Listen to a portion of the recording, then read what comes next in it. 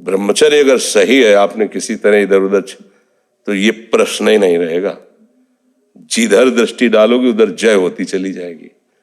आजकल के बच्चे, नौजवान इसको मनोरंजन समझते हैं और उनको सलाह भी ऐसी मिलती है कि हम जैसे बोल रहे हैं ब्रह्मचर्य के लिए, तो डॉक्टर और आपको जो इधर सांसारिक प्रोत्साहन देने वाले हैं वो आपको सलाह देंगे। हमें तो अंग्रेजी को शब्द नहीं याद है, फ्रस्ट्रेशन है, फ्रस्ट्रेशन। हाँ, यही जो स्टेशन कह रहे हैं गाड़ी स्टेशन से अलग कर दो तो बोले तुम बहुत शांत हो जाओगे और फिर अपने काम में देखो कैसा उपदेश दिया जा रहा है। आप समझ रहे, स्वीकार करते हो हमारी बात कि इसमें आपको संशय है? हाँ, तो आप देखो, हम आज ही सत्संग में बोल रहे थे, हमारे रक्त का स्वभाव है ऐसे, जैसे कट जाए ना तो उसका स्वभाव थोड़ी देर में गाढ़ा होने की कोशिश करेगा। यदि कहीं फ्लो वाली नस कट गई तब तो आपको वहां डॉक्टरी की जरूरत है। अगर ऐसे कहीं त्वचा में ऐसे, तो उसका स्वभाव गाढ़ा हो जाना, वो थोड़ी ही देर में वो अपने आप को बांध लेगा, क्योंकि रक्त का एक स्वभाव होता है। अगर वो बाहर किसी तरह भी आया तो ठंडा होकर गाढ़ा हो जाएगा, वो रोक लेगा।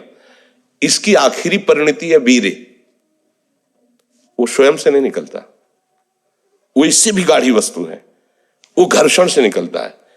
अगर आप उसको गर्म न करें चिंतन के द्वारा, क्रिया के द्वारा, तो नहीं निकलेगा। और जब हम उसको, तो फिर वो जीवन को नष्ट, प्राय इस पर बच्चियां ध्यान ही नहीं देते कि ये कोई मार्ग भी है। और परिणाम क्या होता है कि फिर वो संसार में, जिसे डिप्रेशन कहते हैं, मानसिक रोग से ग्रसित हो जाते हैं, क्योंकि इसका परिणाम यही है। या तो आपको प्रमाद और आलस्य युक्त होकर समाज से अलग पड़ा रहना पड़ेगा, और या फिर आखिरी कि आत्महत्या कर लें, ऐसी सलाह आपका मन देगा, ऐसी स्थिति में पहुंचा देगा। इसलिए हमें लगता है जब तक ब्याह न हो तब तक ब्रह्मचर्य से रहो, ब्याह भी हो जाए तो संयम से रहे। ये जीवनी शक्ति है, किसी के साथ खिलवाड़ नहीं करना चाहिए। पढ़ाई लिखाई वो कैसे तुम्हें बताए, अभी आप छेड़ना मत। जैसे लोग कहते ना मैं बहुत परेशान हूं, कुछ करता नहीं हूं, ऐसा हो जाता है वैसा हो जाता है, तो आपको हम बता रहे रक्त का स्वभाव है जैसे, तो इसकी आखिरी परिणति है वो वीर।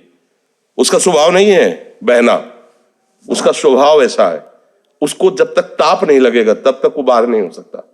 आपने गलत अभ्यास किया, माना 2-4 महीने 5 महीने वो अपने अभ्यास वश पतित होगा, लेकिन आप छोड़िए उसका चिंतन, छोड़िए उसकी क्रिया, छोड़िए, अपने आप वैसे हो जाएगा। जैसे रक्त है, आप 1 महीने में देना शुरू करो, जो देने का नियत कितना, 100-200 ग्राम 500 ग्राम जो भी दिए, 300 जो भी आप दीजिए, हर महीने तैयार हो जाएगा। और आप ना दीजिए तो आपके शरीर को अभ्यास हो जाएगा, आप दीजिए तो शरीर को अभ्यास हो जाएगा। वो शरीर, अगर आप रोज 300, तो फिर क्या होगा, आप मर जाओगे। समझ रहे हो ना? ऐसे शरीर की क्षमता, जैसे डॉक्टर जन के देखते हैं तुम्हारी क्षमता नहीं खून देने की, चलिए, क्योंकि अगर निकाल लोगे क्षमता नहीं तो उसकी हानि हो जाएगी। हाँ, तुम्हारी क्षमता है, तुम्हारे अंग ठीक है, तुम स्वस्थ हो, महीने में ऐसा या जो समय अवधि सोचो, रक्त की आखिरी परिणति वो है वीर्य। और आप क्या कर रहे हैं, रोज कई बार, आपका परिणाम क्या होगा? अगर रोज वो खून निकाला जाए तो आदमी की हालत क्या हो जाएगी? खून की आखिरी परिणति है, अन्न रस जो हमने पाया उसकी परिणति धीरे धीरे परिवर्तित होते हुए मांस, मज्जा, रक्त, इनके वो आखिरी सप्तम धातु है वीर्य। और उसके साथ ऐसा खिलवाड़, कैसा जीवन होगा आपका? तो इस पर कोई विचार ही नहीं करता, समझता है तो केवल बाबा जियों का विषय। नहीं, आप मनुष्य शरीरधारी हो, आपको भी संयम से चलना है। और जब तक ज्ञान हो तब तक तो संयम से ही चलना चाहिए। बच्चियों को तो गृहस्थी में अच्छे गृहस्थ बनेंगे जाकर, फिर उनकी हानि नहीं हो पाएगी उतनी।